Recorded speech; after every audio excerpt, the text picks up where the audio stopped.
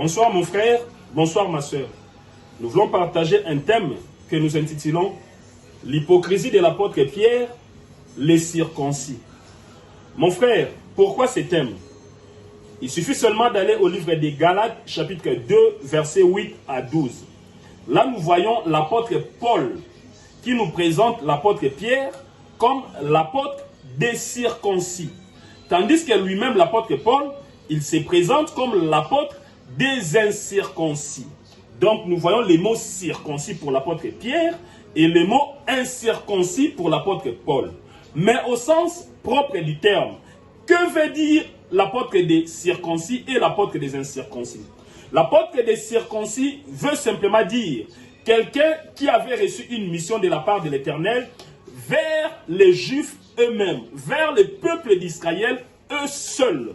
Tandis que l'apôtre des incirconcis veut dire c'est quelqu'un qui avait reçu une mission de la part de l'Éternel vers les restes des nations. Donc ça veut dire non seulement vers les Juifs, mais aussi vers tous les païens, tous les restes des nations.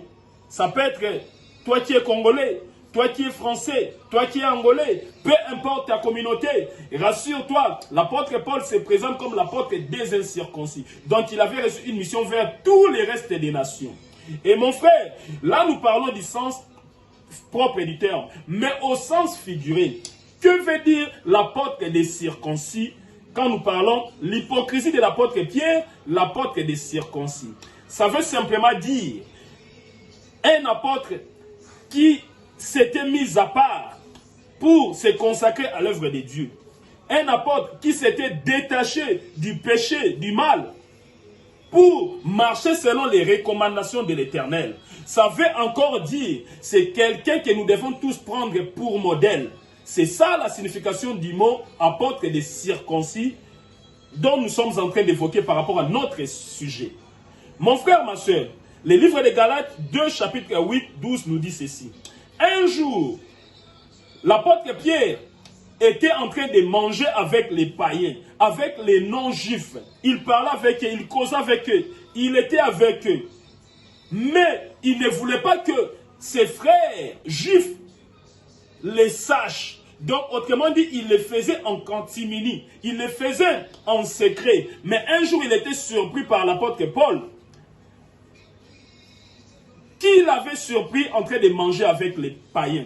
Et quand il verra l'apôtre Paul, il a voulu fuir, faire comme s'il n'était pas avec les païens. Mais la Bible nous dit ceci, l'apôtre Paul, après avoir constaté cela, il va les réprimander publiquement, il va les reprendre publiquement, il va les qualifier d'hypocrites publiquement. Il va lui dire, mais tu étais en train de manger avec ces gens païens, tu étais en train de manger avec eux, ces gens que vous qualifiez toujours des païens. Mais pourquoi quand tu nous vois, tu fais comme si tu n'étais pas avec, tu veux faire comme si tu n'étais pas avec eux? Ça, c'est un comportement hypocrite. Il faut arrêter avec ces comportements-là. Mon frère, vous savez pourquoi l'apôtre Pierre, quand il avait vu l'apôtre Paul, il n'a pas voulu que l'apôtre Paul et compagnie puissent le voir en train de causer, de manger, de se mélanger avec les païens? Vous savez pourquoi il avait ce comportement-là? C'était par rapport à la loi de Moïse. La loi de Moïse, la loi par laquelle les Juifs de l'époque, tout comme de nos jours, croient en Dieu par cela, cette loi interdisait aux Juifs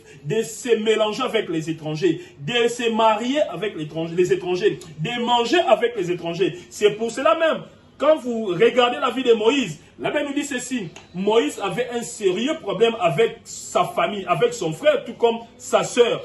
Ces problèmes-là concernaient son mariage avec sa femme. Parce que Moïse avait épousé une femme étrangère, alors que leur loi leur interdisait de se marier avec les étrangers. Et c'est pareil, mon frère, ma soeur. Si l'apôtre Pierre, pour revenir à notre thème, il n'a pas voulu que ses frères juifs les surprennent en train de manger, en train de causer, en train de vivre avec les païens, c'était par rapport à cette loi-là. Donc, d'un côté, si bien qu'il soit l'apôtre circoncis, donc un apôtre qui devait être modèle, mais en même temps, il entretenait de l'hypocrisie. Oui, mon frère, dans nos églises aujourd'hui aussi, combien de serviteurs de Dieu qui prêchent la bonne nouvelle, combien de serviteurs de Dieu qui pèsent les brebis de l'Éternel, mais ce sont des vrais hypocrites. L'image qu'ils communiquent toujours dans l'église, c'est pas la vraie image qu'ils ont toujours entretenue dans leur vie respective. Vous verrez des serviteurs de Dieu qui vous parlent de rechercher la paix avec tous, sans laquelle personne ne verra l'Éternel, mais eux-mêmes, quand vous rentrez dans leur vie, vous verrez, ce sont des gens